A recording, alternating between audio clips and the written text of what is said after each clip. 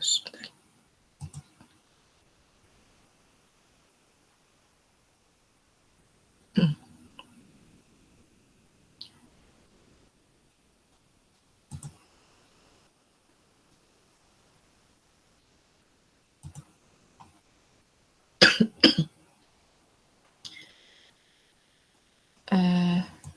Oke. Ini mungkin kalau sebentar saya tanya dulu. Kalau Dede ini elektronika ya? Basicnya. Saya TTL, Bu. Oh, TTL. Sandi juga TTL ya? Ini cuma Gilang aja elektronika ini. Betul, Bu. Oke. Mungkin kalau Gilang nggak apa-apa ya ngulang. Ini sensor. Kalau di LK ada mata kuliahnya sendiri. Nah, ini teman-teman TTL kan nggak dapat, jadi mau nggak mau kita bahas sekarang ya. Nggak apa-apa, Bu. Oke. Bentar, ininya kok. Bentar ya. Kemarin habis ini.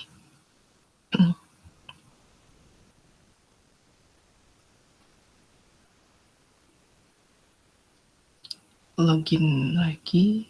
Ini jadi agak masalah. Di ini aja deh. Gini aja deh. Oke. Sensor hari ini pembahasannya nanti hanya sampai pasif sensor aja, yang aktif sensor itu minggu depan kita teruskan sampai terakhir. Jadi sensor ada yang bentuk sederhana, ada yang kompleks. Oke, sebentar.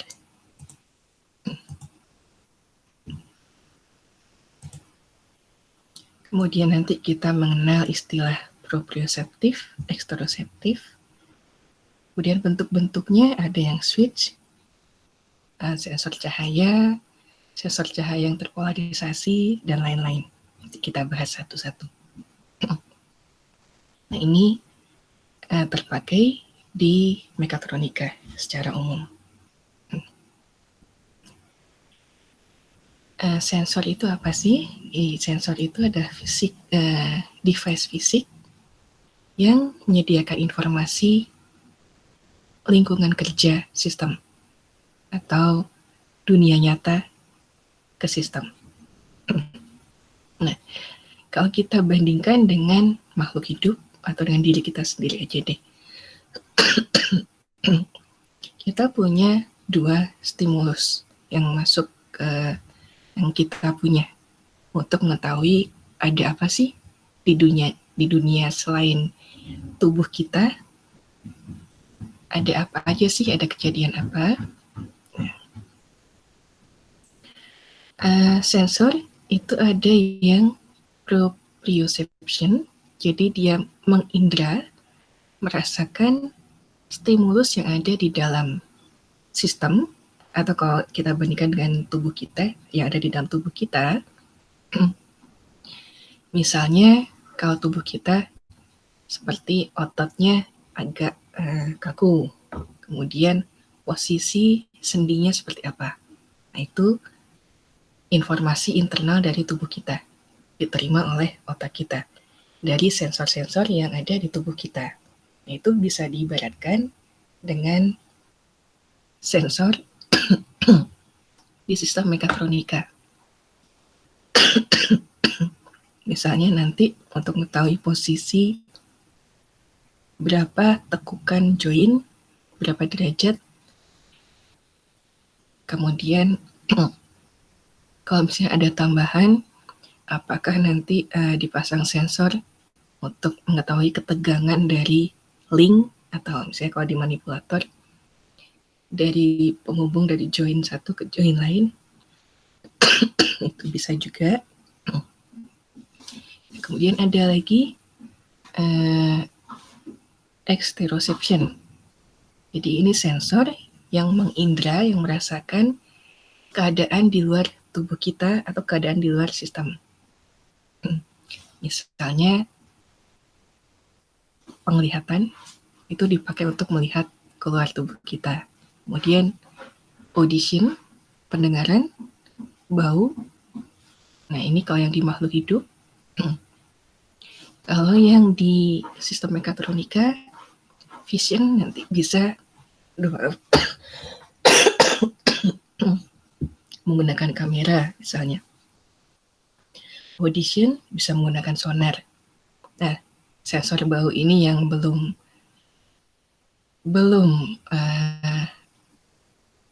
terbuat dengan sempurna, tapi sedang ada usaha menuju ke sana. Cuma masih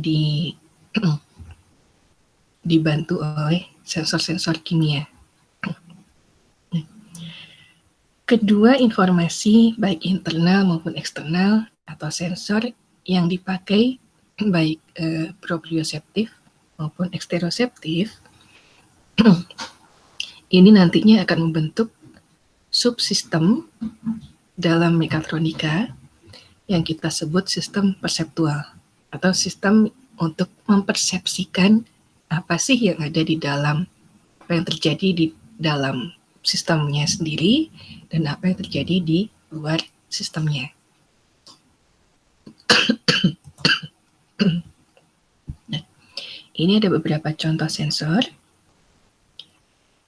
Misalnya yang kontak, misalnya sensor switch, berupa switch saja. Kemudian untuk mengukur jarak bisa menggunakan ultrasonik atau radar atau infrared.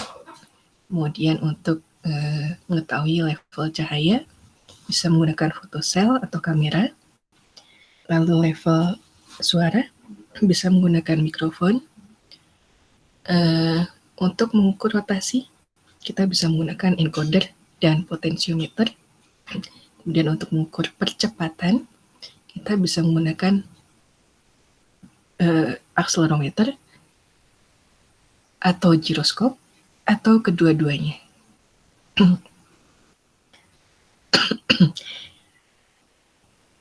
Nah, kemudian ini ada lagi beberapa contoh lain. Misalnya untuk mengukur level magnet, kita bisa menggunakan kompas. Kemudian bau tadi, mau nggak mau ini masih menggunakan sensor kimia. Kemudian temperatur bisa digunakan sensor thermal atau infrared. Kemudian untuk mengetahui inklinasi, kita bisa menggunakan inclinometer atau giroskop. Tekanan, ini bisa menggunakan pressure gauge. Kemudian altitude atau ketinggian, kita bisa menggunakan altimeter.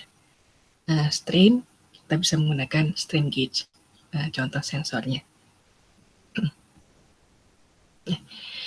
Ini fungsi sensor, jadi untuk mengetahui apa yang sedang terjadi. Kenapa perlu mengetahui apa yang sedang terjadi? Jadi penerimaan keadaan lingkungan ini adalah hal yang krusial untuk sebuah sistem dalam mencapai tujuannya atau dalam mempertahankan dirinya. Nah, terkadang survival atau untuk mencapai tujuan itu sulit. Kenapa? Karena lingkungan kerja atau dunia nyata itu dinamis. Statis itu biasanya hanya di lab. Kalau sudah kita lempar ke industri, ke dunia nyata, ke jalanan, ke rumah aja, itu sudah beda lagi lingkungannya, sudah dinamis. Kemudian biasanya informasi yang didapat oleh sistem itu biasanya hanya sebagian yang didapat dari lingkungan atau dari dunia nyata. Karena ketersediaannya sebagian atau sensornya tidak ada yang bisa mengindra mendapatkan informasi itu. Kemudian ada lagi dari sisi ini. Keterbatasan sensor, kemampuannya, kemudian ada juga efek noise.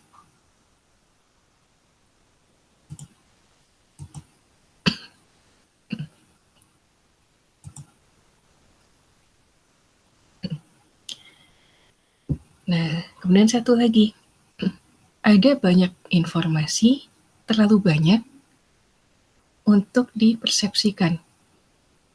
Ini mungkin kerasa nggak kalau kalian udah jenuh, kuliahnya banyak, dijejel terus, makin bingung nggak?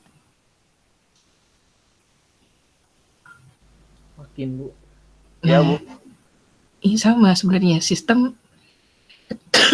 kita ibaratkan sistem mekatronika juga seperti itu. Jadi semakin dijejal informasi, sistemnya juga bingung. Apa nih yang apa? Langkah apa nanti yang harus diambil? Aksi apa yang harus diambil? Jadi nanti disesuaikan.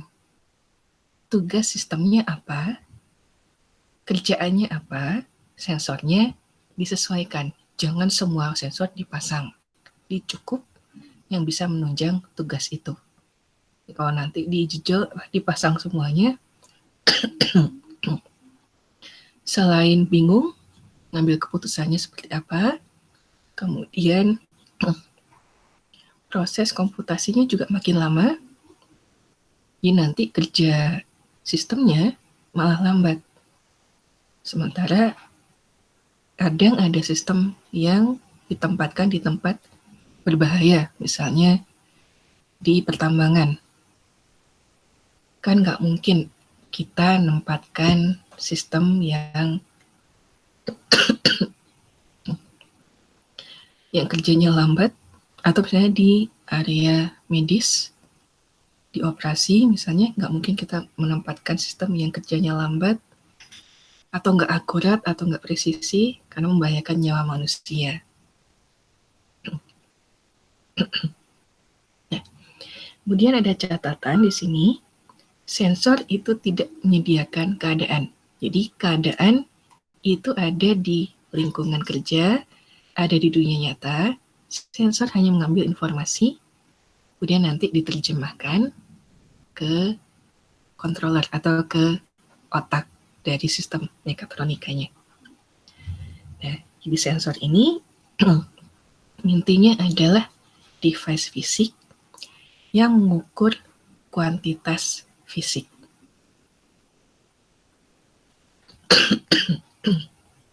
Nah, ada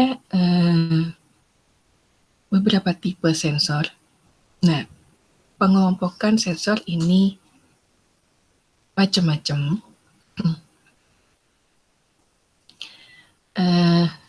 Ada yang berdasarkan level sederhana atau enggaknya, kemudian nanti ada yang berdasarkan pasif aktifnya, nanti kita lihat. Nah, ini untuk yang awal, sensor terbagi dua. Ada yang bentuknya simple atau cara kerjanya simple, ada juga yang rumit atau kompleks. Nah, sensor ini menyediakan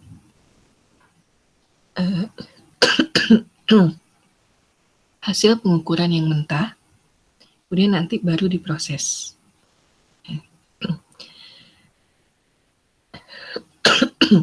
Informasi yang disediakan sensor ini bisa simple, bisa kompleks. Nah, kalau misalnya yang simple, switch. Jadi informasinya hanya 1 bit, on atau off. Infrared juga bisa kita buat seperti itu, misalnya untuk deteksi on atau off aja. Kita ibaratkan seperti switch, itu bisa juga kita masukkan ke simple sensor.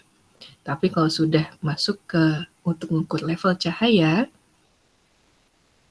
terang redupnya cahaya, nah itu sudah agak masuk ke kompleks sensor. Nah, contoh kompleks sensor, kamera misalnya. Kalau switch tadi cuma 1 bit aja informasinya. Sementara kamera Misalnya resolusinya ada 512 kali 512 pixel. Berarti 512 kali 512 resolusi, atau satu pixelnya itu menyediakan 1 bit informasi. Jadi bisa dibayangkan kalau kamera yang resolusinya makin tinggi, bit informasinya juga makin banyak. Prosesnya juga makin kompleks. Kemudian yang kompleks lagi, mata kita, retina mata kita. Ini ternyata ada elemen fotosensitif yang jumlahnya ratusan juta. Yang kebayang, kamera dengan yang ini, dengan retina manusia, masih lebih kompleks retina manusia banding kamera yang ini ya. Tapi kalau sudah kamera yang sekarang, yang pixelnya makin canggih dibandingkan dengan mata kita, juga mata kita sudah kalah sebenarnya. Itu kompleks, prosesnya semakin kompleks kalau sudah informasinya yang diberikan sudah sangat banyak. Nah, terus gimana caranya mendapatkan jawaban dari sensor? Informasinya apa sih yang diberikan oleh sensor? Nah, misalnya ini.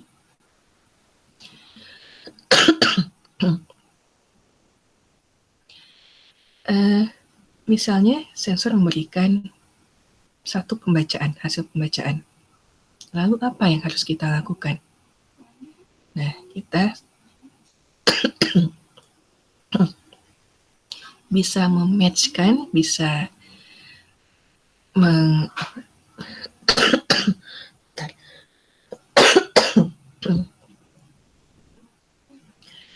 menghubungkan dengan aksi yang harus dilakukan oleh sistem di dunia nyata, di lingkungan kerjanya.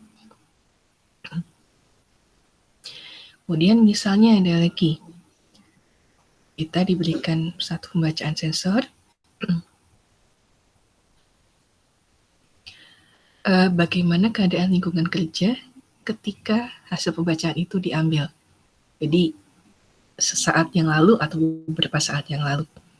Nah, ini biasanya terkait dengan rekonstruksi lingkungan kerja.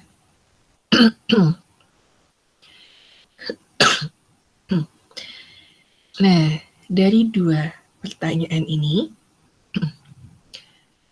untuk sensor yang simpel, ini hanya bisa menjawab pertanyaan pertama. Jadi kalau yang misalnya untuk switch tadi, itu hanya bisa digunakan untuk sistem mekatronika mengambil aksi, memutuskan aksinya seperti apa. Outputnya bisa digunakan secara langsung. Nah, kalau kompleks sensor kompleks, ini bisa bisa menjawab kedua pertanyaan ini. Jadi, selain bisa digunakan untuk melakukan aksi, sistem juga bisa melakukan rekonstruksi lingkungan kerjanya.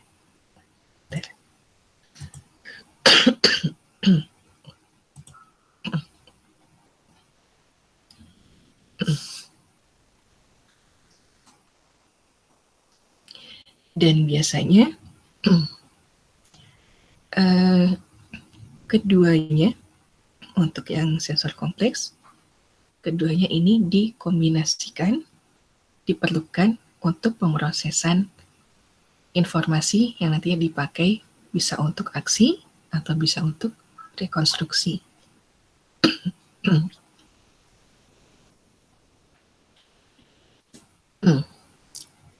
Nah, ini mungkin agak masalah. Kita mengenal dulu sinyal dengan simbol. Jadi sensor itu hanya memproduksi sinyal, bukan deskripsi simbolik dari lingkungan kerja.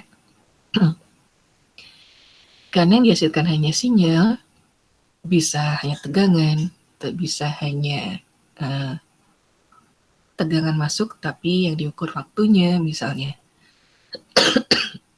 atau berupa arus, atau berupa perubahan resistansi.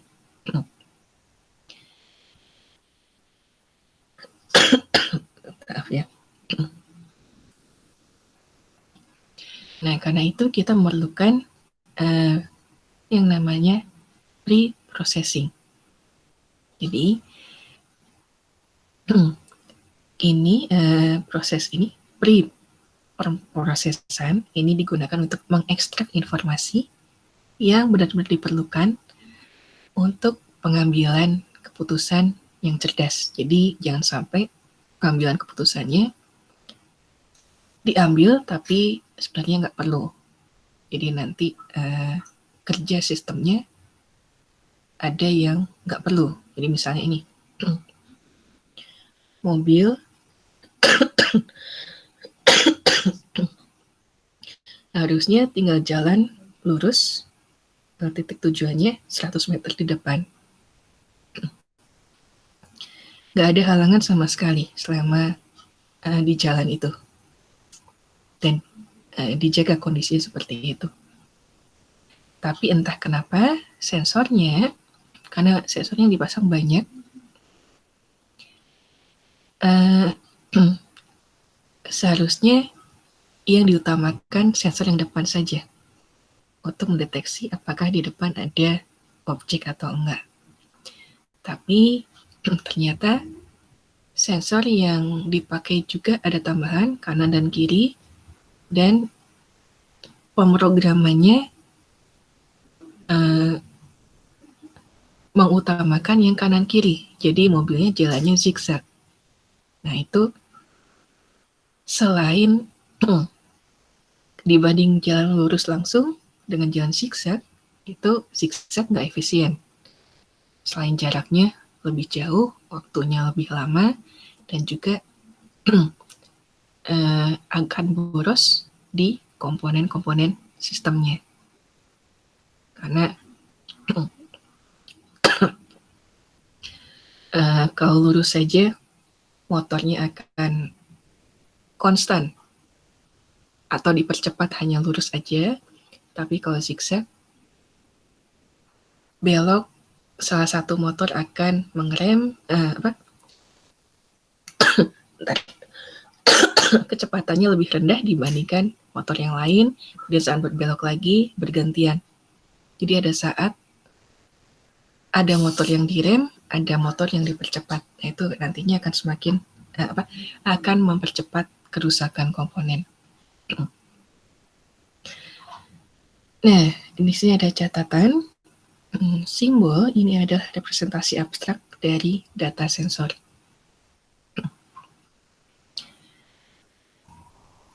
Untuk pemrosesan awal atau pre-processing, ini biasanya menggunakan metode dari elektronik, atau menggunakan signal processing, atau menggunakan komputasi.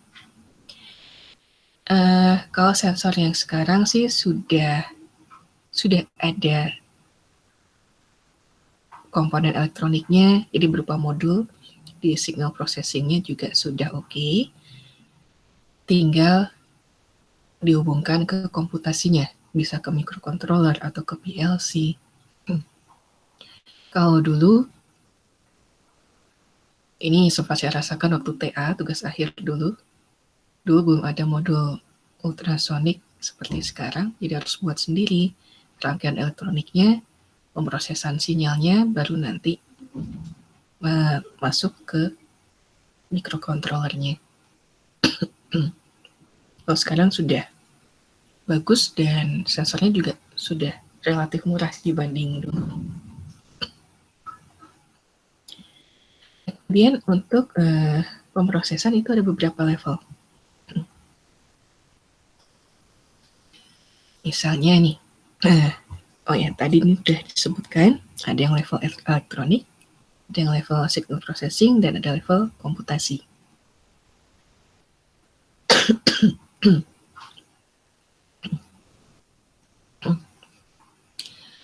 Untuk yang elektronik, misalnya ini, mencari tahu apakah switch-nya terbuka atau tertutup. Jadi ini kita bisa melakukan dengan cara mengukur tegangan yang melalui rangkaian. Jadi kalau terbuka, tegangannya ada atau enggak, kalau tertutup, tegangannya ada atau enggak. Tak hingga atau 0.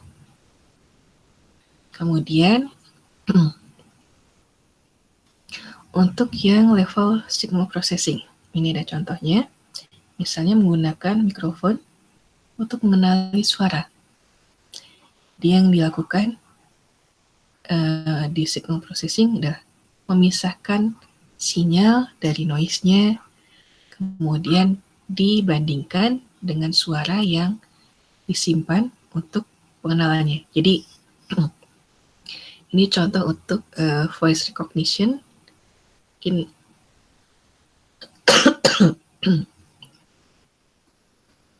Kalau kalian misalnya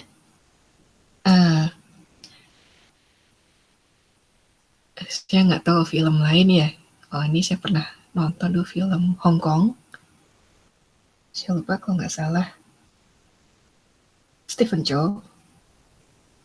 Jadi kalau masuk ke apartemennya dia harus nyanyi dengan nada tertentu dan suaranya suara dia. Suatu saat dia bawa pacarnya. Jadi pacarnya nggak bisa masuk karena meskipun nadanya sama, tapi suaranya yang tersimpan itu beda.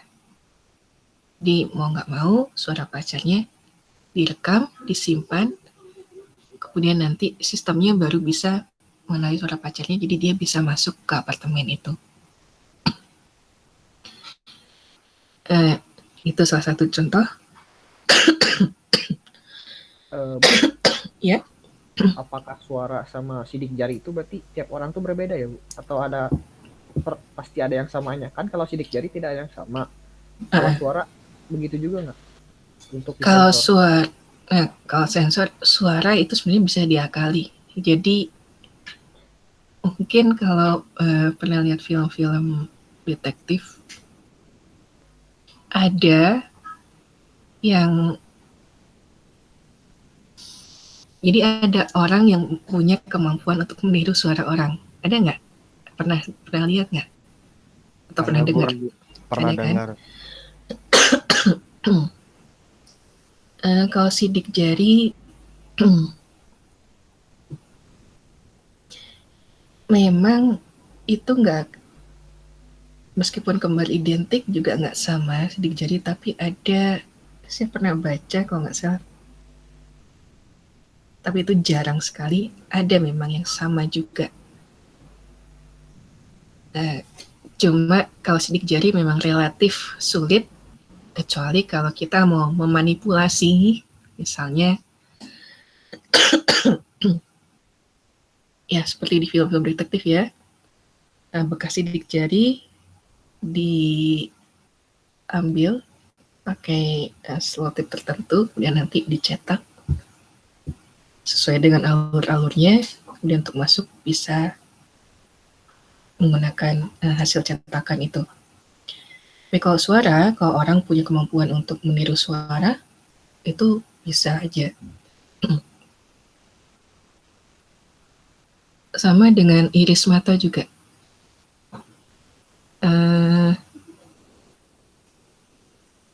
Jadi ya ini yang agak dikhawatirkan sekarang karena pandemi ini, mau nggak mau harus digitalisasi. Bahkan m-banking pun saya pakai sidik jari. Saya belum pakai yang pengenalan wajah.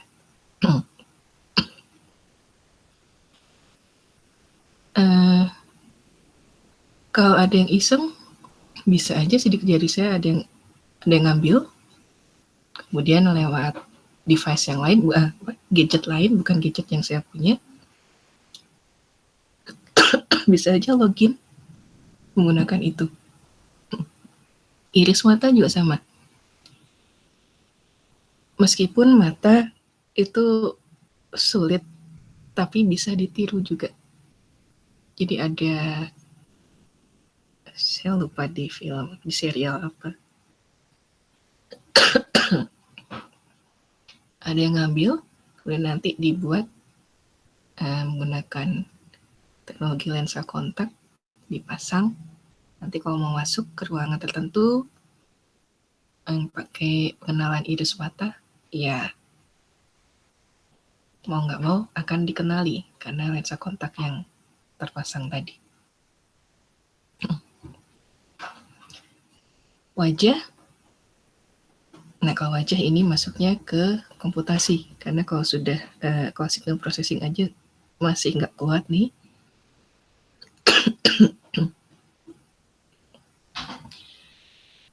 Misalnya ini yang kamera surveillance, misal kita ingin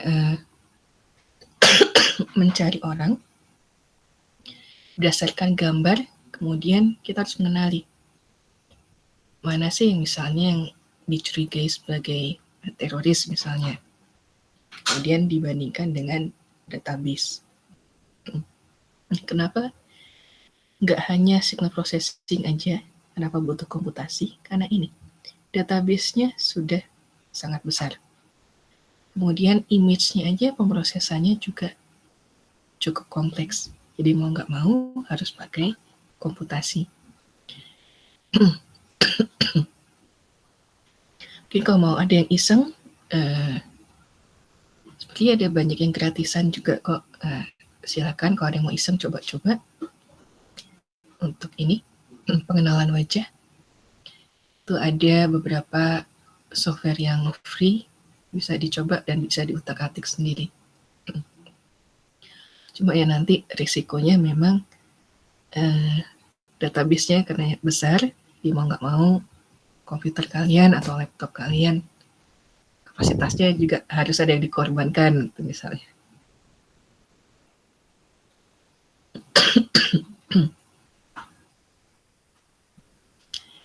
Nah, kemudian kita lanjut ke ini, persyaratan persepsi. Jadi untuk persepsi itu ternyata nggak cuma sensor yang diperlukan. Di sensor ini perlu power dan perlu elektronik. Jadi perlu daya dan elektronikanya juga. Komputasi perlu daya lebih dan perlu elektronika. Konektor perlu untuk mengkoneksikan, menghubungkan ini semua. Jadi untuk mempersepsikan sesuatu, misalnya mempersepsikan, saya ngelihat ke samping kanan ada ballpoint misalnya ini. Mempersepsikan di sebelah kanan saya ada ballpoint, kalau sistem mekatronika itu tidak hanya sensor yang diperlukan, tapi komputasi juga dan konektor. Sensor dengan komputasi masing-masing perlu daya dan perlu elektronika. Konektor juga perlu untuk menghubungkan komputasi dan sensornya.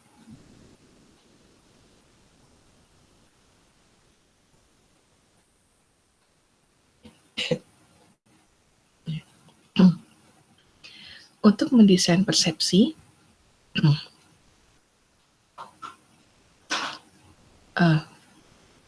ya ini ada yang belum saya ganti, nanti saya ganti ini ya.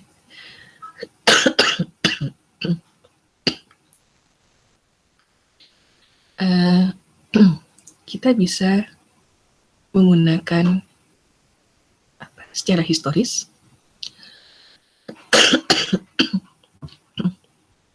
dengan cara mengisolasi persepsi ini.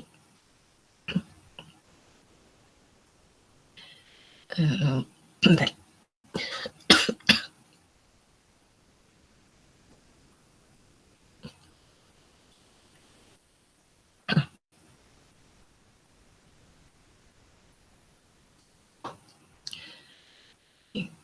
Jadi persepsi secara historis kita bisa mengelompokkan dalam 3 desain, bisa persepsi kita isolasi, atau persepsi kita utamakan dalam sistem, jadi sebagai rajanya, atau persepsi sebagai rekonstruksi. Tadi yang sudah disebutkan di awal, yang untuk aksi sistemnya atau untuk rekonstruksi. Nah, kemudian kalau bisa persepsi itu jangan dipecah-pecah. Jadi misalnya jangan memecah apa yang sistem rasakan, yang sistem indera. Kemudian bagaimana sensor satu mengindra apa, dan sensor lain mengindra apa. Kemudian jangan memisahkan juga bagaimana pemrosesannya dan bagaimana penggunaannya. Jadi kalau bisa keempat hal ini disatukan. Ini nanti jadi jangan sampai gini.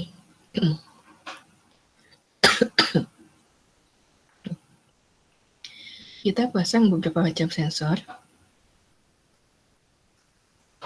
kemudian untuk membentuk persepsi yang utuh, itu dipecah-pecah.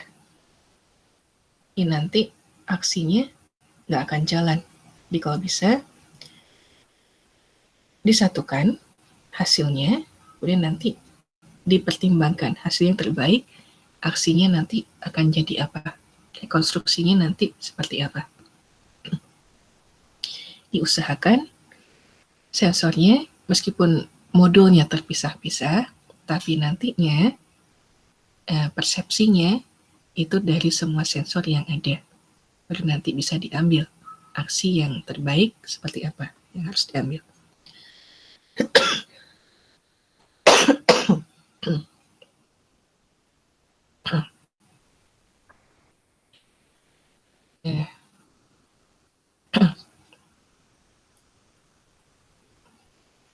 Ini cara yang lebih baik dibandingkan memisahkan ini tadi.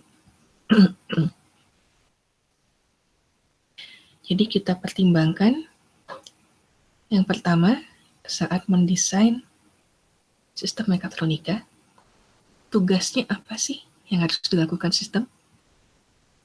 Misalnya kalau untuk pencuci tangan aja, atau pencuci tangan otomatis, baik sabunnya sekaligus dengan airnya, dengan pengeringnya misalnya.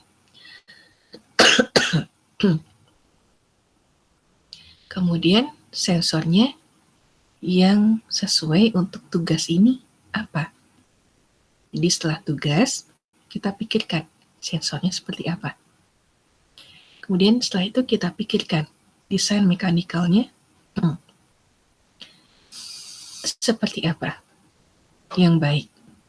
Misalnya bentuknya, penempatan sensornya, baiknya di mana,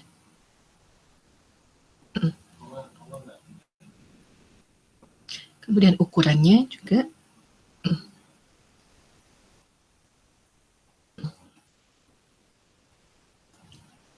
tadi ya, mulut saya kering bentar.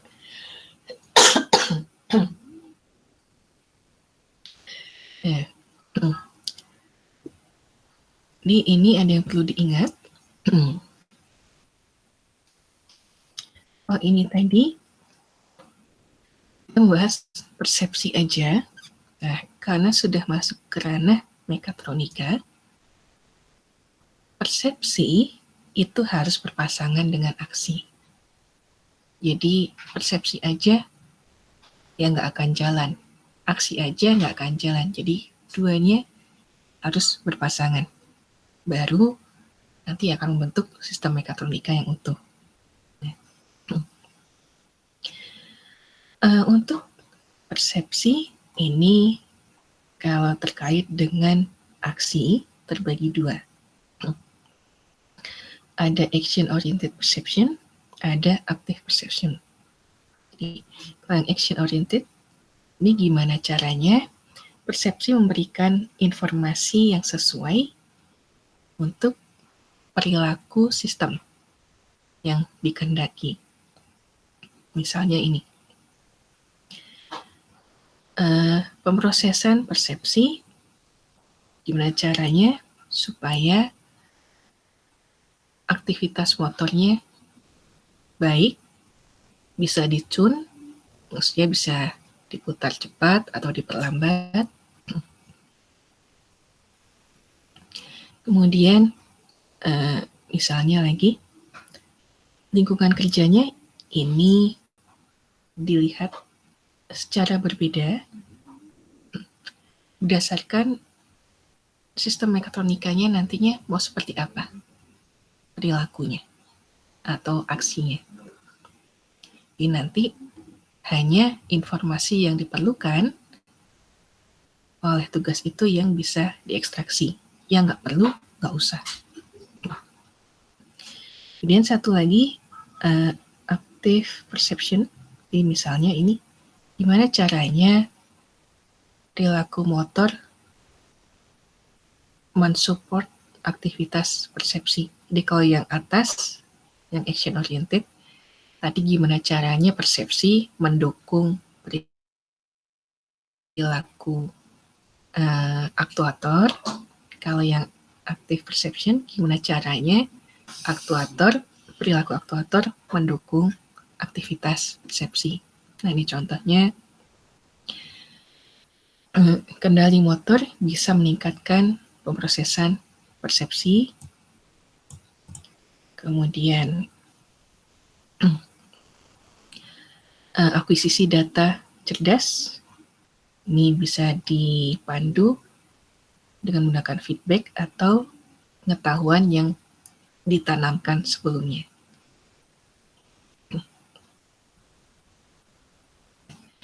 Terkait dengan pengetahuan yang ditanamkan sebelumnya, pengetahuan tentang lingkungan kerja yang ditanamkan sebelumnya ke sistem, ini proses persepsi bisa memiliki beberapa keuntungan. Jadi sistem kalau sudah ada informasi yang ditanamkan sebelumnya, itu punya beberapa keuntungan dibandingkan yang buta sama sekali. Ini misalnya,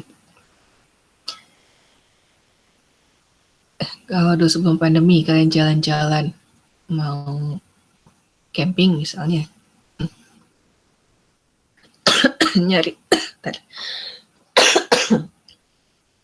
nyari tahu dulu nggak arahnya kemana aja kalau mau ke tempat camping, atau asal jalan aja.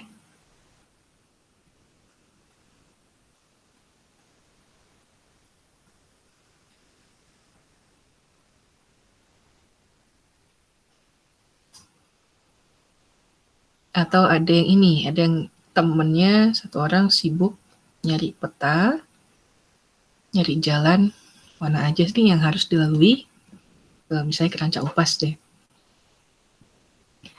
Dan juga teman yang tinggal duduk aja, bonceng, pokoknya nanti nyampe.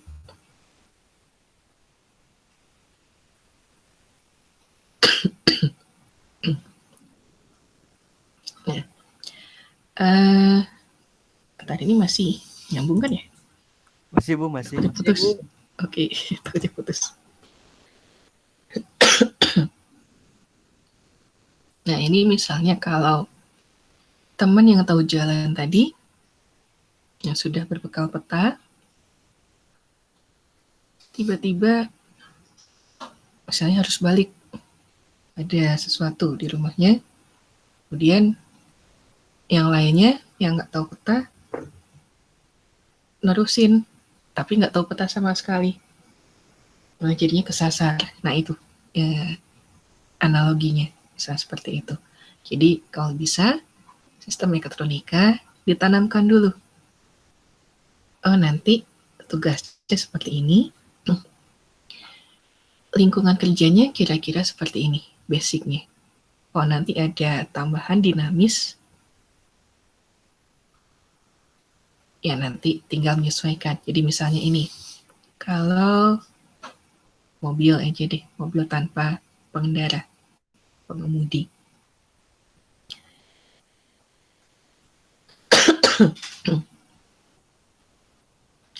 Misalnya harus jalan dari Jakarta ke Bandung.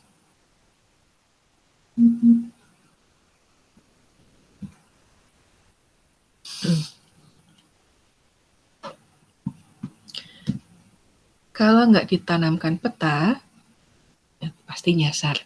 Tapi kalau ditanamkan peta, setidaknya dia tahu ancur-ancurnya, jalannya lewat mana aja. Nanti di jalan tinggal menyesuaikan misalnya kecepatannya, harus berhenti atau harus ngisi bahan bakar misalnya.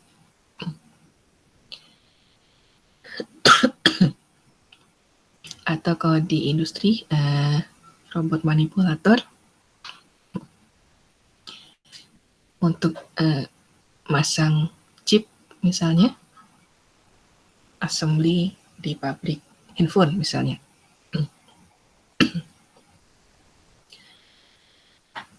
Sebelumnya sudah ditanamkan dulu. Oh, nanti lingkungan kerjanya seperti ini. Nanti gerakannya seperti ini. Nah, cuma kita bisa, kalau misalnya ada sesuatu, misalnya agak bergeser nih, beltnya untuk pengambilan komponen, manipulatornya kalau misalnya dipasang kamera, bisa mengenali chip mana yang harus diambil, meskipun bergeser. Jadi, dia sudah tahu dulu, kira-kira ngambilnya ke arah mana chipnya, pun bergeser dikit, dia bisa menyesuaikan, ikut geser dikit. Nah, itu. Jadi, kalau nggak ditanamkan, manipulatornya bisa berhenti total kerjanya. Dan produksi juga bisa terhenti. Jadi kalau kita tanamkan dulu, meskipun investasinya lebih mahal, setidaknya ada keuntungan ke depannya yang bisa diambil.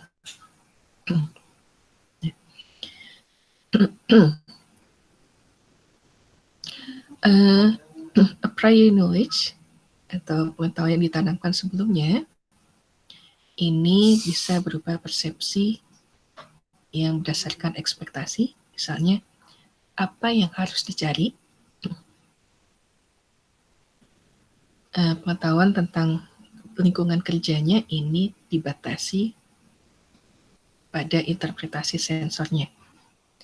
Kemudian ada lagi yang fokus ke metode,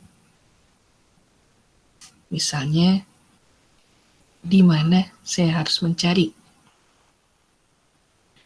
Nah, ini pengetahuannya terbatas pada benda-benda apa yang mungkin muncul.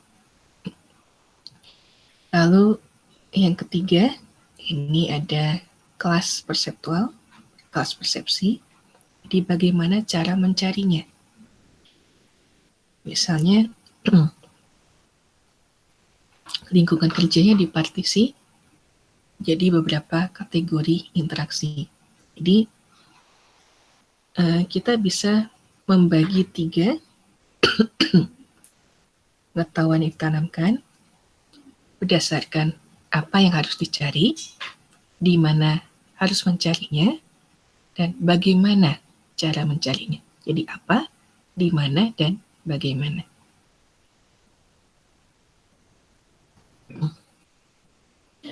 Kemudian, ya, kita lanjut lagi. Untuk sensor, ini ada istilah sensor fusion. Pernah dengar fusion nggak? Gabungan, Bu. Gabungan. Seperti apa gabungannya?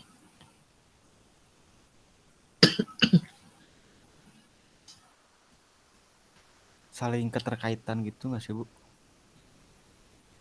Kalau dulu di pelajaran fisika modern ya, ada fission, ada fusion. Bedanya apa? Fission, Bu. Heeh. Cuma penglihatan kan Bu? Bukan.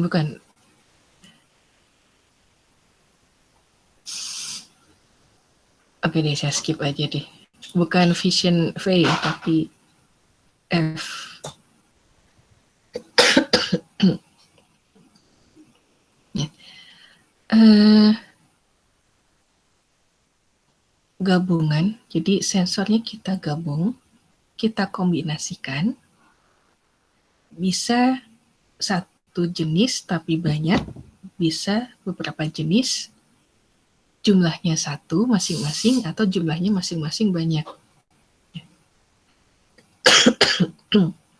Ini metode untuk mengkombinasikan sensor untuk mendapatkan informasi yang lebih baik dari dunia nyatanya. Cuma sensor fusion ini prosesnya rumit. Itu yang nggak bisa kita hindari. Di sensor, meskipun jenisnya sama, tipenya sama, akurasinya bisa beda-beda. Ya, kita bisa kalau lihat datasheet sensor misalnya, kita bisa melihat toleransi akurasinya misalnya 1% atau 2%, range-nya di 0 sampai 2% misalnya. Meskipun sedikit, ada yang 2% toleransi akurasinya. Ada yang masih di range 2%, jadi ada yang 1% toleransinya. Misalnya kita punya 2 nih sensornya. Dari 2 aja, hasilnya beda tingkat akurasinya. Nah itu nanti prosesnya jadinya terpengaruh. Nggak bisa sama. Kemudian tiap sensor kompleksitasnya juga beda-beda. Satu jenis sensor bisa kita atasi tingkat kompleksitasnya, tingkat kerumitannya. Kalau sudah berbeda jenisnya, beda tipenya aja, level kerumitannya beda. Misalnya yang satu sensor suhu thermal bisa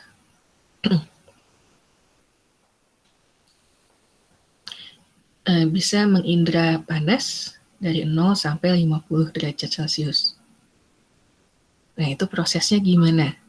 Linearitasnya seperti apa?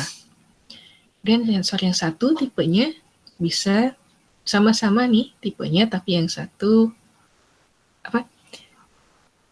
nama sensornya sama, tapi tipenya beda. Jadi yang 1 sampai 50, yang 1 sampai 100.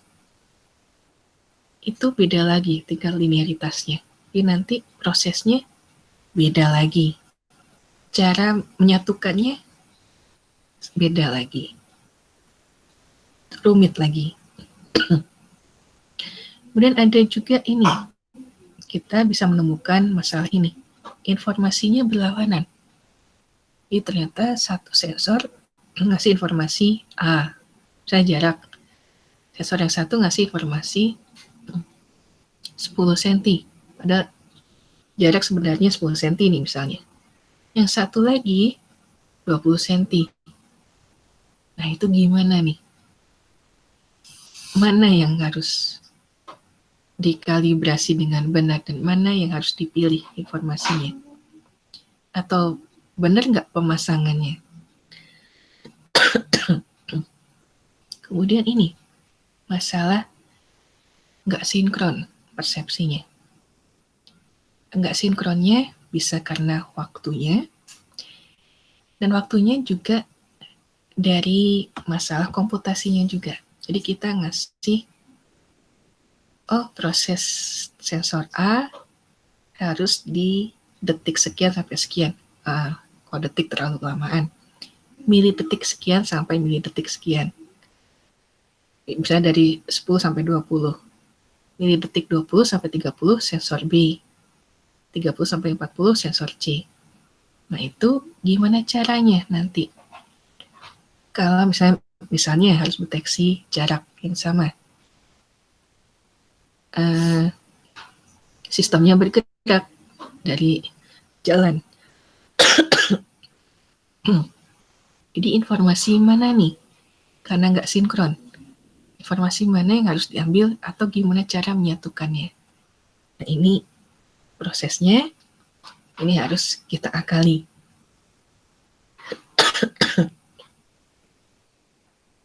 Jadi gimana caranya mengatasi akurasi yang berbeda, gimana caranya mengatasi tingkat kerumitan sensor yang berbeda karena tipe yang beda. Kemudian informasi yang berlawanan, gimana sih caranya supaya benar nih informasinya.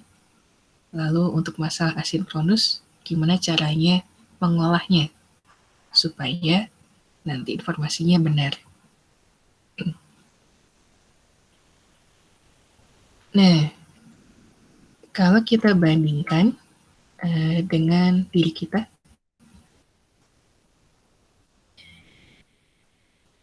dengan manusia ya, di otak kita sebenarnya memproses informasi dari berbagai macam sensor. Penglihatan iya, peraba iya, penciuman iya, pendengaran iya, bersuara juga iya. Gimana caranya mengkoordinasikan semua ini?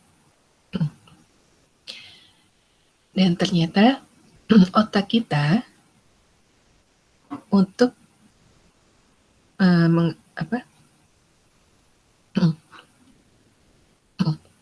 mengkomputasikan penglihatan, pendengaran, dan perabaan itu ada di area otak yang berbeda-beda. Jadi nggak di area yang sama. Jadi ini bisa kita analogikan.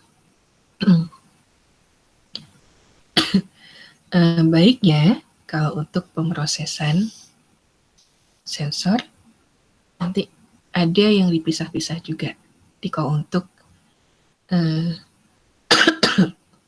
jarak misalnya, ya terpisah dengan thermal misalnya, terpisah juga dengan suara, terpisah dengan penglihatan. Jangan disatukan pemrosesannya, karena nanti akan pemrosesan dan modulnya, karena nanti akan tidak efisien. Kemudian ternyata penglihatan kita sendiri ini menggunakan banyak area di otak kita.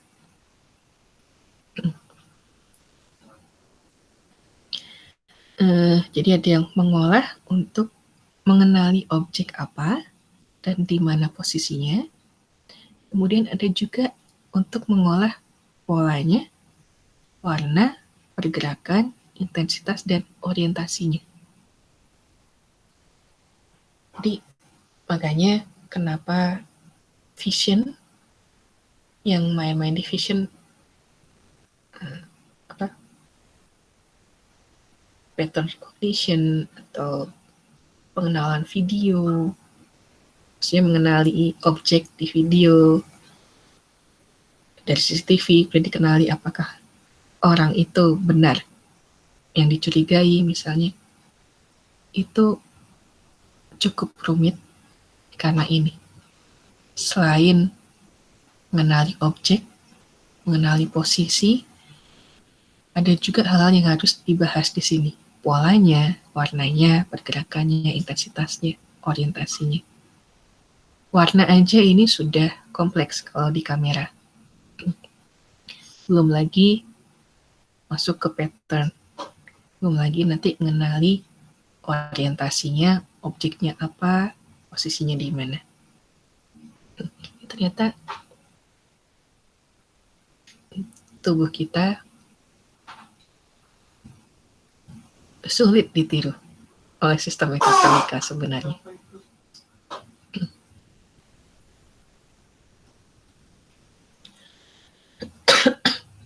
Tapi kita bisa mengambil hikmahnya, kita bisa belajar dari tubuh kita, dari sistem biologi,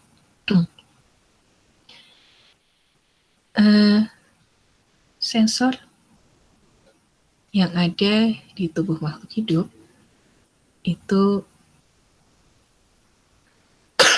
bentuknya tidak sama. Jadi bentuknya disesuaikan dengan keperluannya. Sensor dari awal sampai sekarang yang ada di tubuh makhluk hidup itu berevolusi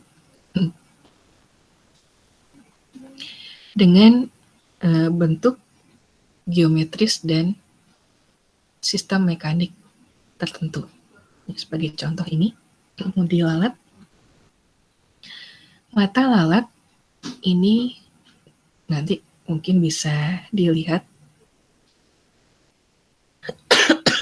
matanya berupa faset lalu kompleks. Lalu burung, sensornya untuk matanya ini mengandalkan sensor cahaya terpolarisasi. Kalau serangga itu menggunakan sensor garis horizontal. Kemudian kalau manusia selain penglihatan, kita didukung oleh sistem pendengaran yang kompleks.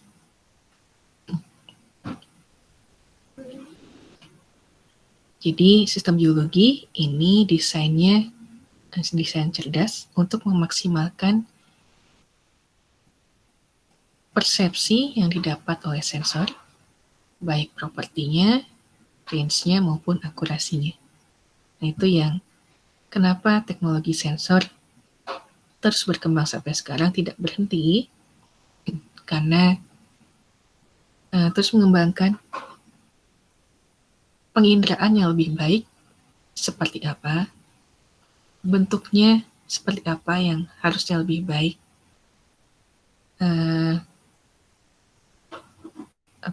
selain komponennya, material apa yang lebih baik juga untuk dijadikan sensor untuk mengindra sesuatu.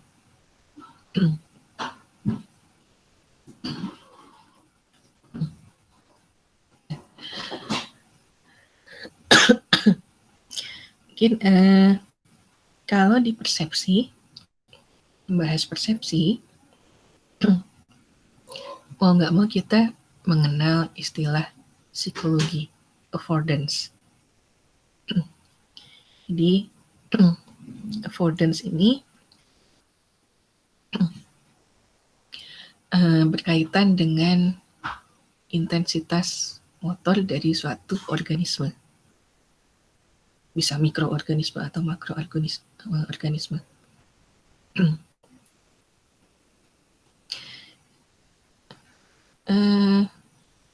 Persepsi ini biasanya bias oleh sistem mekatronika, tugas dari sistem mekatronika.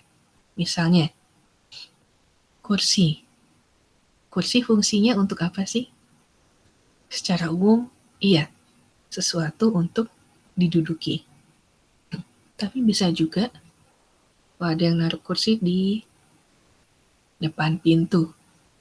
Berarti kursi adalah sesuatu yang digunakan untuk menghalangi jalan. Atau satu lagi, kursi ternyata bisa dipakai untuk dilempar kalau kita marah, misalnya.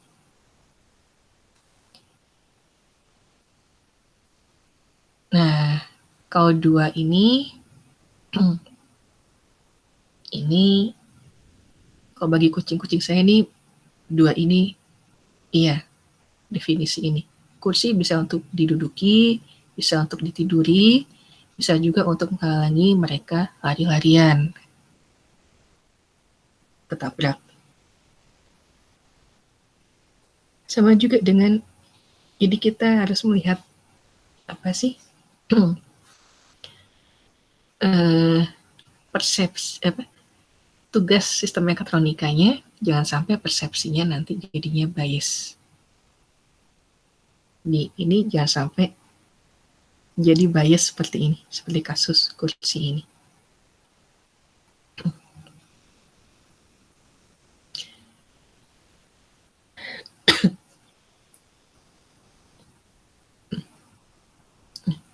ini ada contoh bagaimana cara mendeteksi manusia menggunakan sensor.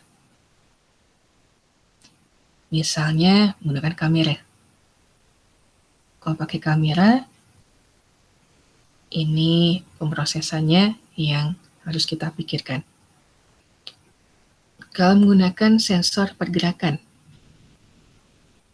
kalau barang-barang di sekitarnya statis, berarti yang bergerak manusia. Nah, ini kalau di elektronika, di LK, ada beberapa tugas akhir dan saya suka ngasih tugas di perancangan sistem embedded. Silahkan merancang sesuatu. Ada yang mengusulkan ini untuk menjalankan kipas di lab secara otomatis. Jadi kalau ada orang dapat gerakan, kipasnya nyala. Tapi kalau nggak dapat gerakan, kipasnya mati. Nah, ini cuma harus hati-hati. Kalau misalnya ada selain orang yang di situ. Jadi kalau saya nggak tahu kalau di TTL suka ada tikus masuk lab nggak? Kurang tahu. Kalau di LK pernah ada bulan lalu Februari terakhir saya ke sana. Ada bangkai tikus masuk. Tapi Udah kalau mati di halaman sih. sering lihat, Bu. Di halaman, ya. Nah, itu ada yang kelupaan nutup jendela. Jadi ya, ada yang masuk ke tikus. Dan kering. Karena mungkin kelaparan juga ya, saya juga nggak tahu. Atau seperti waktu itu, tiba-tiba pas lagi praktikum. Oh, enggak, perancangan sistem embedded. Kebetulan ngerjainnya setelah UTS itu di lab, jadi ngerjain hardware-nya dulu sebelum pandemi. Ada kucing masuk dari luar. Nah, itu yang harus dikondisikan benar-benar. Kalau hanya menggunakan sensor pergerakan, biasanya PIR, sensor PIR namanya. Jadi yang ada di dalam ruangan benar-benar harus orang, kalau misalnya untuk mendeteksi orang aja.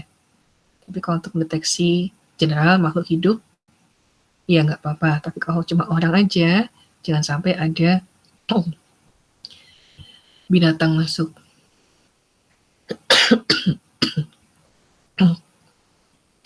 Kemudian, misalnya ini menggunakan sensor warna.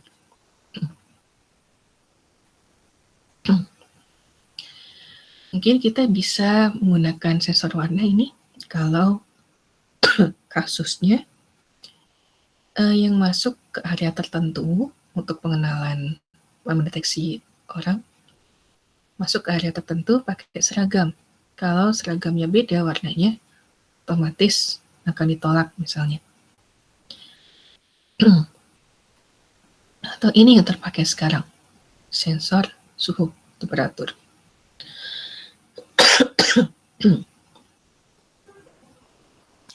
Himpunan sudah buatkan ya sensor temperatur dipasang di Lembang ya kalau nggak salah. Iya, Bu. Betul, Bu. Oke. Nah, ada yang sudah pernah masuk kampus? Pernah sempat masuk kampus? Sampai gerbang paling, Bu, Bang. Diukurnya manual kan ya?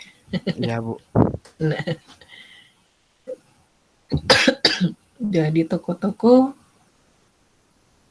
masih ada yang manual dan masih ada dan ada juga yang sudah sensor suhunya kayak kamera, jadi tertampil langsung seperti di Riau Junction. Jadi kita bisa lihat range suhu kita selain berapa derajat, dan kita kelihatan juga warna tubuh kita. area yang panas di mana, yang dinginnya sebelah mana. Sensor temperatur yang kamera ini ada sempat kejadian lucu di waktu saya kuliah S3 kemarin. Itu kampus saya suka ngadain open day, jadi mungkin kalau di kampus di Tenas kayaknya pernah deh sekali sebelum pandemi dulu. Siswa-siswa SMA masuk ya untuk nanya-nanya Tenas ada apa aja sih. Nah, kalau di sana itu nggak cuma siswa SMA, orang tua boleh, anak-anak kecil juga boleh. Jadi komunikasinya mahasiswa-mahasiswa, terutama mahasiswa S3, itu harus bisa komunikasi dengan masyarakat umum, dengan anak SMA yang tertarik untuk kuliah, dan dengan anak-anak kecil. Saya kebetulan waktu itu jadi peserta tamunya, maksudnya karena yang ngadain open day-nya bukan seluruh kampus, tapi hanya satu bagian kampus, namanya National Oceanographic Center. Jadi khusus pusat penelitian untuk kelautan, geologi laut, gempa laut, biologi laut, itu semua pokoknya tentang laut di situ.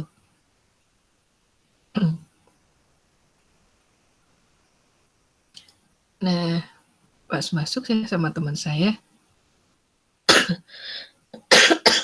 kita penasaran ke satu stand yang jaga dosen sepertinya. Bawa kamera ini thermal. Jadi ya kita ikut lihat, oh seperti itu. Kita arahin ke orang tertentu, kita boleh pinjam nih, boleh pegang kameranya. Kita arahin ke orang tertentu, oh orang ini suhunya dingin sekali, karena warnanya biru. Ada lagi yang, oh orang ini panas sekali, karena merahnya banyak. Nah, cuma ada lagi. Ternyata, maaf ya, kentut pun bisa dideteksi oleh sensor thermal. Yang kamera itu, iya. Jadi hembusannya itu sempat panas, kemudian hilang itu. Hati-hati Gilang.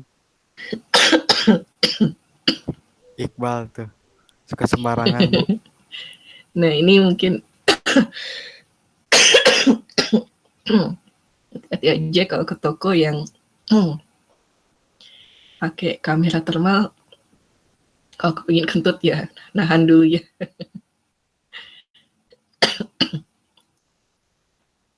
Ya, kemudian satu lagi contoh untuk deteksi manusia, misalnya pakai jarak.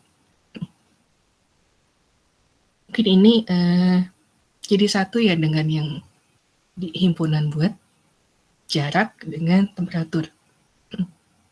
Jadi kalau ada kedeteksi, ada jarak, ada orang lewat, langsung sensor temperaturnya on untuk deteksi suhu, baru nanti ada informasi berapa suhunya. Ini kalian bisa belajar sebenarnya dari yang himpunan itu. Ini udah ada sebenarnya. Di himpunan nanti ada 2 ada, Bu. Ya, apa aja? Yang satu tuh buat pengabdian masyarakat. Yang satu tuh LD. Yang LD ada di saya, Bu, alatnya. Bedanya cuman di rangkanya aja sih, sama sistemnya agak beda dikit. Beda dikitnya tuh apanya? Kan kalau yang Pengmas mah besar ya, Bu. Gerbang bentuknya. Harus melewati gerbang itu. Terus masih dipencet manual. Terus kalau yang DL itu otomatis, Bu, cuman kecil gitu, kayak apa ya, tiang doang, Bu. Oh, oke. Jadi lebih simple. Ya, mungkin ditanya yang ini programmingnya, yang bikin codingnya, lebih kompleks yang mana? Kalau yang Pengmas saya nggak tahu codingannya gimana. Tapi kalau yang Eli itu ya lumayan, Bu. Simple Yang sih, Bu, tiang. sebenarnya mah. Cuman ya paling kalau mau nyalain alarmnya gimana gitu, Bu. Itu yang paling ini mah. Agak rumitnya di situ. Oke.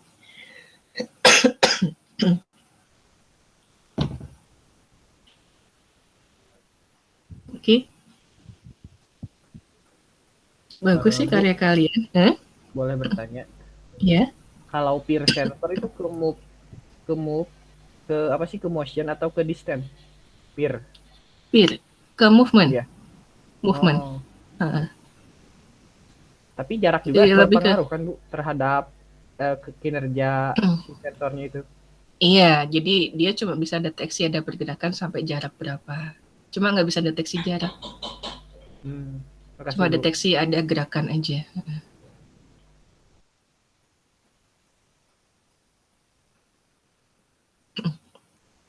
Ya, lanjut ya. 10 halaman lagi, mudah-mudahan. 10, 15 ya, lupa. Bentar ya. Iya. Ini kita lanjut nih. Contohnya, gimana sih cara mengukur jarak?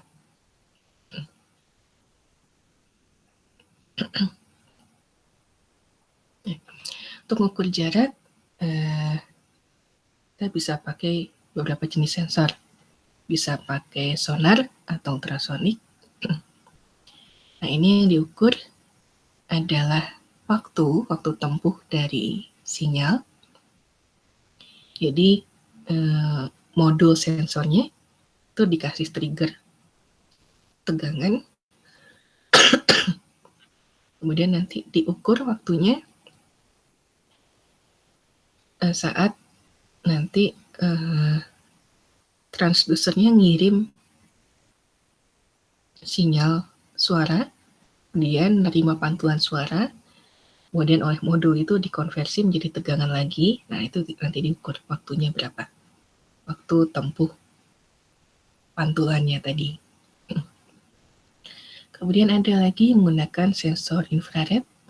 Ini sama juga pakai pantulan. Cuma yang dipakai adalah cahaya infrared, cahaya inframerah. Dan karena waktu tempuh cahaya itu jauh lebih cepat daripada suara, biasanya cukup yang diukur adalah intensitas tegangannya, bukan berdasarkan waktu. Nah, cuma yang inframerah ini mesti hati-hati. Oh ya, ini ultrasonik juga hati-hati, ada kelemahannya. Kalau objek yang kena pantulannya itu bisa menyerap suara, nggak bisa balik suaranya, ya otomatis nanti sistemnya nggak akan bisa mengukur jarak itu. Kalau inframerah, misalnya objek yang diukur jaraknya warna hitam misalnya, kan jadinya nyerap cahaya. Berarti nggak ada cahaya baliknya. Nah, itu gimana caranya untuk mengatasinya? Memang ada sih, semakin bagus sensor inframerah atau semakin bagus sensor ultrasonik, masalah-masalah tadi bisa teratasi. Cuma kalau semakin bagus, ya otomatis harganya juga semakin bagus. Itu yang jadi masalah. Kemudian ada juga yang pakai kamera. Menggunakan 2 kamera, misalnya kamera stereo. Ini bisa untuk mengukur jarak atau kedalaman. Satu kamera juga bisa, kamera stereo, cuma komputasinya, codingnya memang jauh lebih rumit. Tapi ada. Ada juga yang menggunakan laser dan kamera. Menggunakan metode triangulasi. Atau ada juga yang menggunakan laser saja, yang nanti yang diukur grid pattern-nya kemudian menggunakan distorsi, lalu nanti dihitung jaraknya berapa. Cuma kalau sudah pakai laser dan ditambah kamera, ini biasanya codingnya juga semakin rumit, komputasinya semakin rumit. Nggak hanya coding, tapi kecepatan komputasinya juga harus mendukung.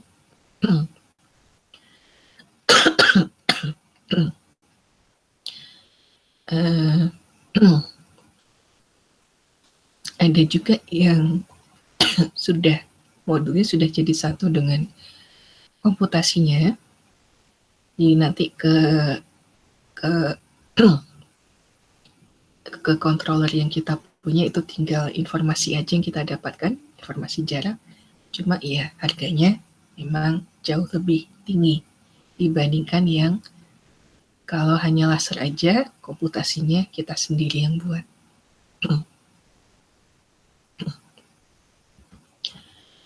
Ya, nah ini kita masuk ke kategori sensor. Jadi ada yang namanya sensor pasif, ada yang namanya sensor aktif. Ya nanti ada kerumitan sensor, kompleksitas sensor. Kaitannya dengan mekanisme sensornya nanti, aktif atau pasifnya.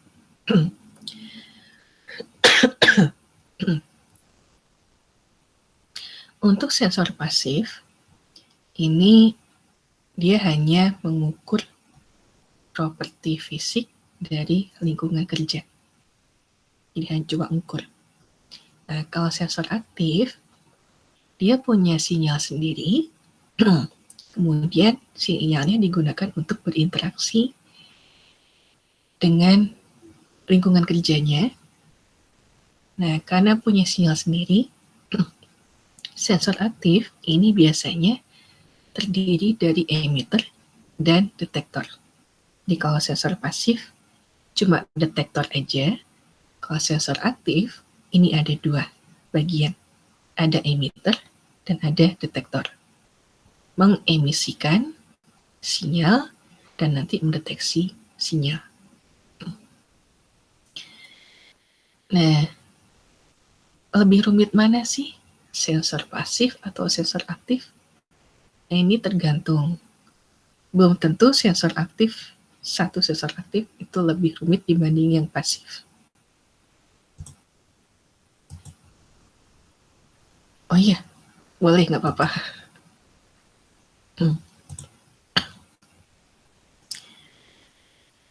Dan belum tentu juga sensor pasif itu lebih sederhana dibanding yang sensor aktif. Jadi tergantung dari jumlah pemrosesannya dan mekanismenya nantinya.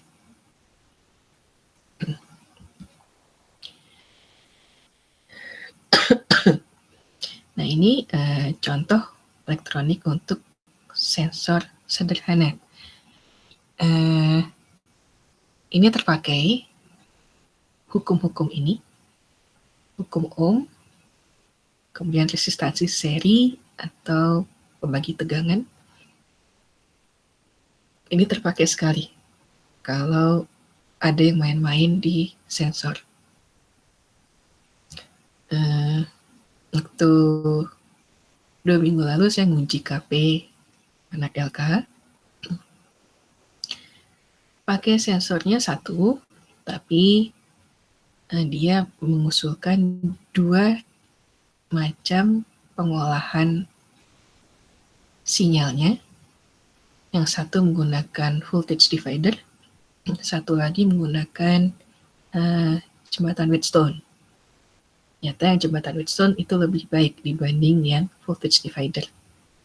Jadi ini kepake. Jadi dari misalnya tegangan yang masuk V input ini terpasang langsung ke transducernya, ke sensornya. Dan nanti terukur, nanti V outputnya ini yang terhubung ke microcontroller, misalnya seperti itu. Kita masuk ke sensor pasif. Ada beberapa tipe sensor pasif. ada switch, ada cahaya terpolarisasi, dan ada sensor ini tekukan bending. Switch switch yang kita kenal ternyata bisa terpakai juga untuk sensor. Dan ini adalah sensor yang paling sederhana yang bisa kita pakai.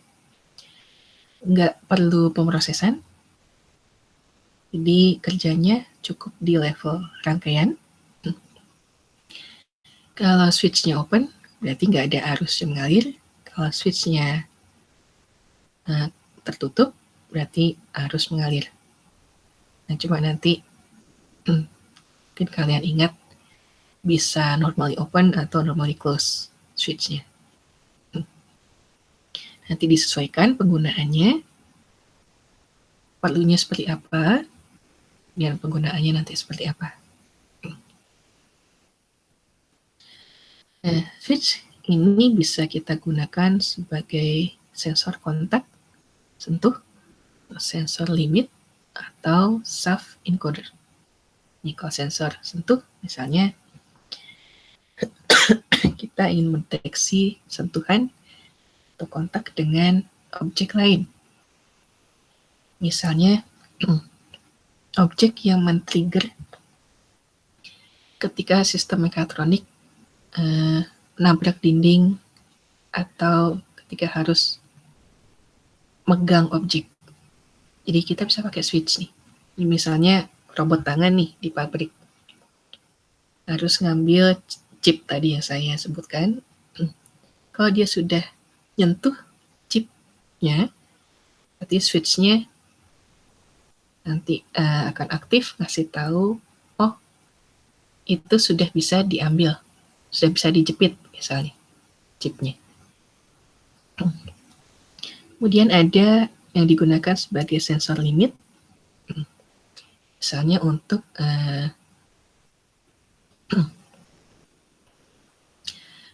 mendeteksi ketika mekanisme bergerak, dia harus bergerak maksimumnya sampai segimana. Jadi misalnya ini, tangan tadi untuk ngambil chip, sebelum ngambil, dia terbukanya harus segimana sebelum menjepit. Sebelum menjepit, bukan sebelum ngambil. Bukanya harus segimana maksimumnya? Apakah harus 180 derajat atau cukup chipnya kecil, cukup misalnya 5 derajat aja kebukanya. Dan bisa juga digunakan untuk SAF encoder. Ini contoh SAF encoder yang sederhana. Dan juga yang seperti ini, dipasang piringan seperti ini. Ada juga yang lebih kompleks lagi. Di ini biasanya dipasang di roda atau di motor untuk mengetahui berapa kecepatan putar roda atau motor. Ini dipasang di as. Kalau yang menghitung sudah satu putaran penuh sampai sini lagi, atau misalnya hanya seperempatnya. Dan ini contoh penggunaan switch. Kalau di depan sehari-hari, ya lampu, mouse komputer, kemudian keyboard, atau kalau button tombol di telepon sih kita sudah meninggalkan ya sekarang karena sudah ke smartphone rata-rata.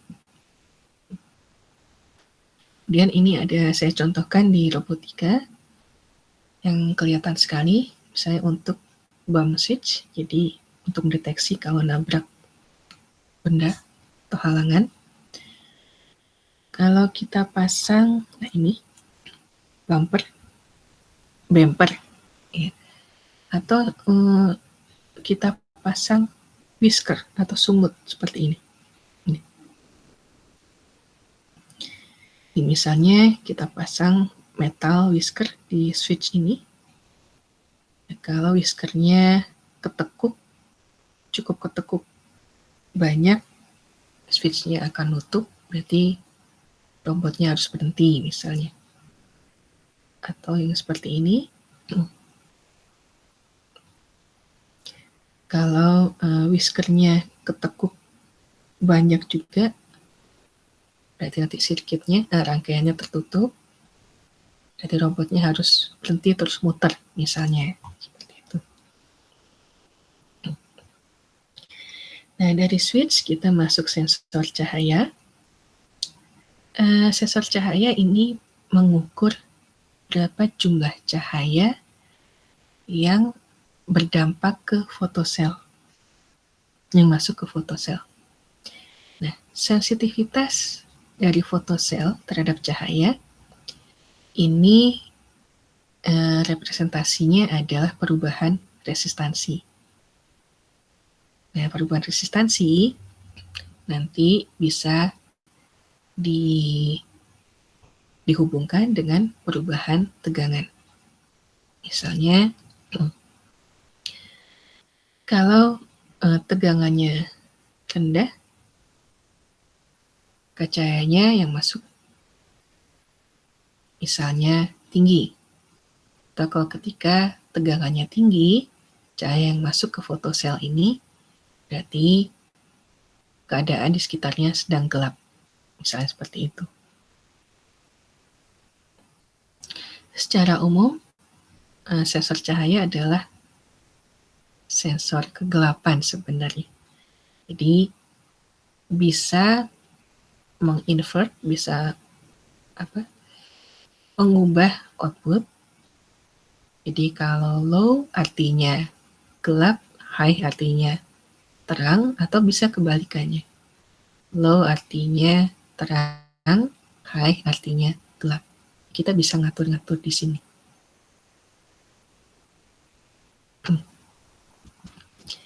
Nah, untuk penggunaannya, misalnya untuk mengukur intensitas cahaya, terang gelapnya, kemudian intensitas yang berbeda. Jadi kita punya beberapa fotosel. Di fotosel 1 dengan fotosel 2, kalau kita kasih cahaya, arahnya beda-beda, apakah intensitasnya sama atau enggak, misalnya. Atau misalnya untuk break beams, perubahan di intensitas. Fotosel ini bisa kita kasih pelindung seperti ini. Jadi biasanya berupa LED-nya, LED bentuknya. Bisa kita kasih pelindung di misalnya kita cuma ingin fotoselnya nerima dari satu arah aja. Jadi nggak dari arah yang lain. Ini untuk meningkatkan range dan akurasi dari pengukuran intensitas cahaya fotosel itu. Nah, ini saya cerita dulu sensor infrared juga sama, masih harus bikin sendiri, nggak seperti sekarang. Nggak seperti sekarang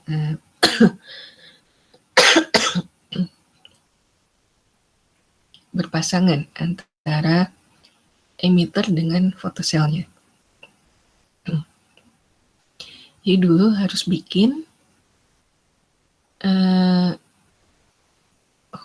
pasang LED, lalu pasang fotosel, dipasangkan bareng, tambahkan modul rangkaian elektronik. Nah, untuk meningkatkan akurasi, biasanya fotoselnya kita lilit seperti ini. Pakai lakban hitam. Cuma ya memang nggak bisa jamin juga hasil pembacaannya. Kalau kita punya 5 pasang infrared, pembacaannya sama, nggak bisa juga. Karena lilitan ini juga bisa dilihat seperti ini. Bisa mencong-mencong seperti ini, atau ada yang kelupaan, ada kegunting, ada yang sobek, itu nanti dapatnya intensitasnya juga beda. Lalu cahaya yang terpolarisasi. Nah, cahaya kalau kalau kita biarkan gitu aja, cahaya itu ke segala arah, menyebar ke segala arah. Nah, kita bisa mengarahkan cahaya ke satu arah tertentu dengan filter polarisasi. Misalnya hanya horizontal aja orientasinya atau cuma vertikal aja misalnya. Berguna atau enggak sih ini? Ternyata bisa berguna. Jadi kalau kita ingin mengetahui sumber cahaya yang berbeda-beda, kemudian kita bisa tahu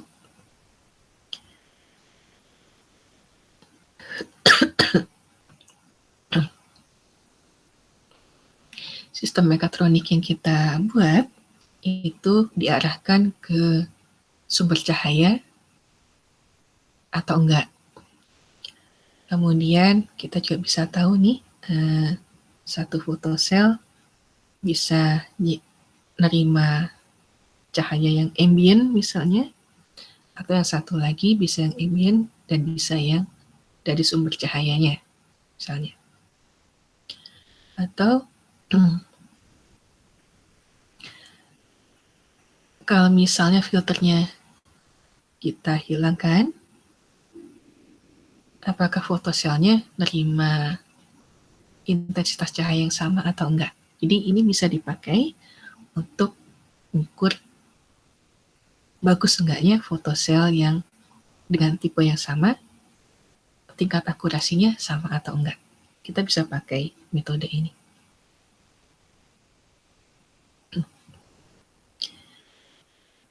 Filter dari sensor cahaya terpolarisasi ini bisa dikombinasikan untuk milih arah dan milih cahaya yang diterima.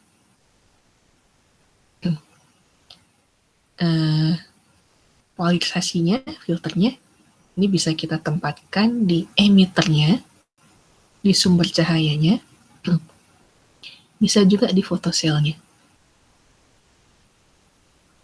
Nah, cuma ya tentu nanti efeknya beda yang diterima. Apakah nanti lebih terang misalnya intensitasnya atau lebih redup.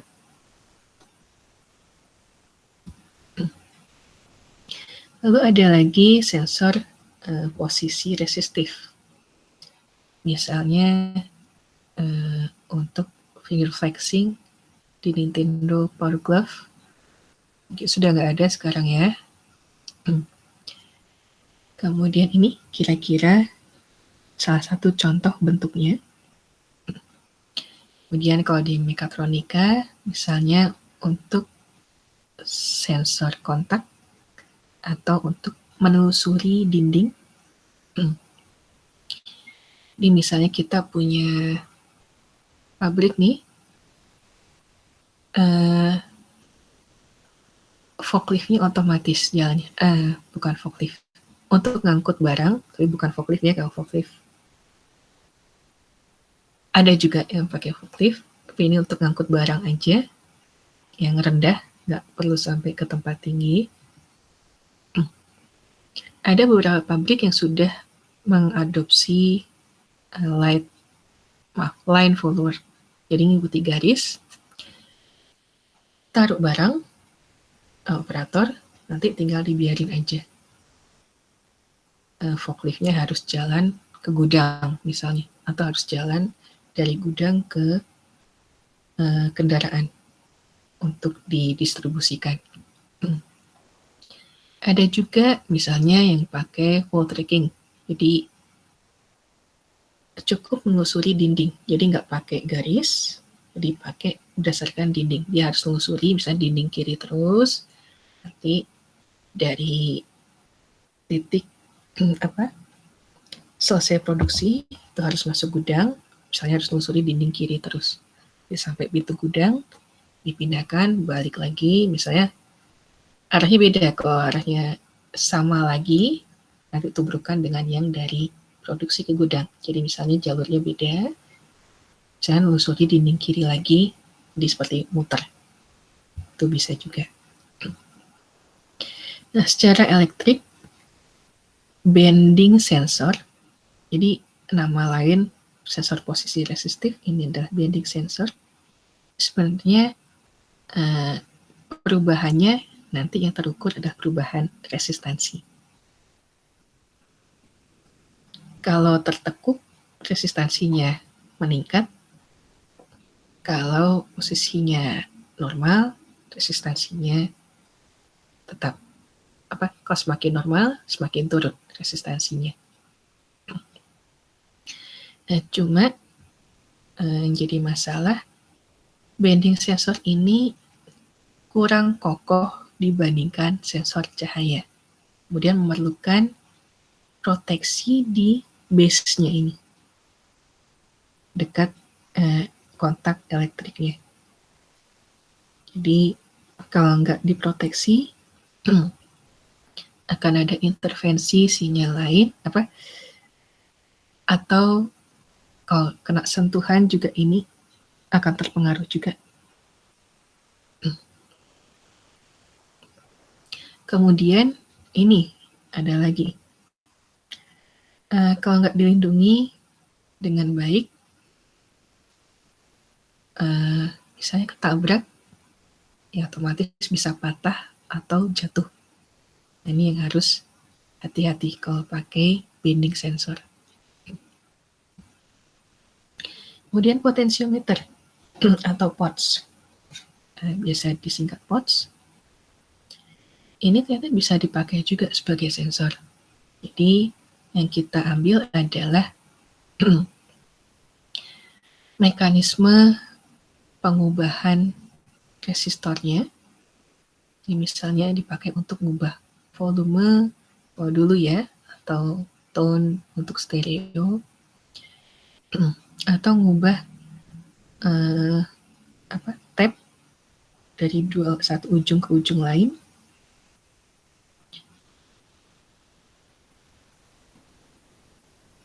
Kalau ini saya nggak bisa nyontohin nih, kalau untuk radio atau TV, nah sekarang sudah digital semua.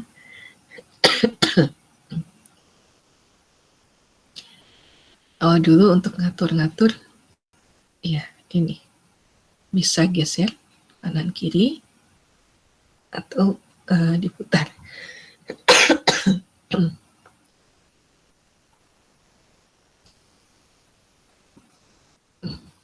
Ini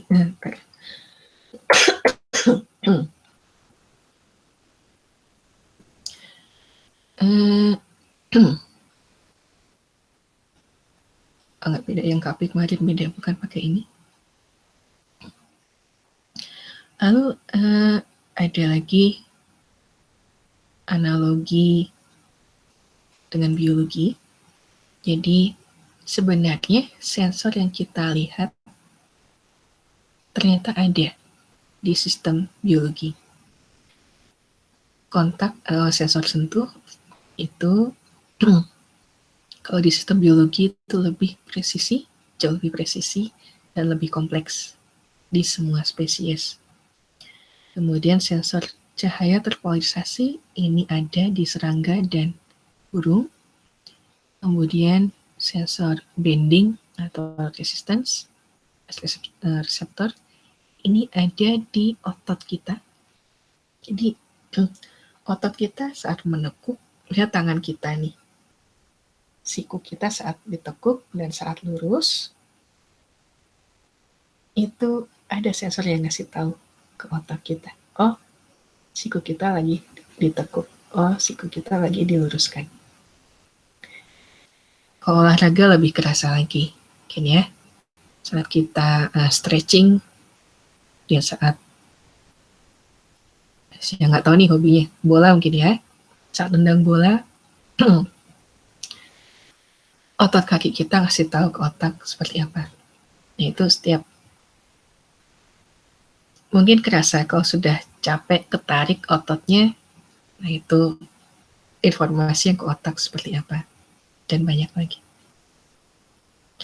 Oke, paling sampai sini, sampai sensor pasif aja. Minggu depan kita lanjutkan ke sensor aktif. Nah, ini yang kalau biasanya dikenal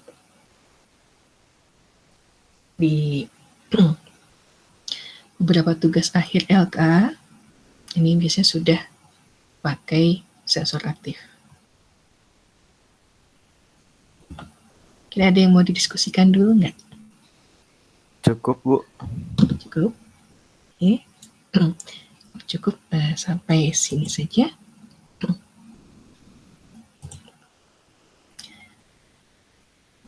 Tesnya minggu depan ya. Mudah-mudahan selesai. Oke, Bu. Iya, Bu. Mungkin saya juga belum baca nih yang akan dibuat nanti kira-kira seperti apa sih sistemnya. Dan saya juga masih ada PR untuk milih dan ngupload tugas mekatronika yang bisa dilihat ya contohnya seperti apa. Oke, sampai sini saja. Saya stop recording.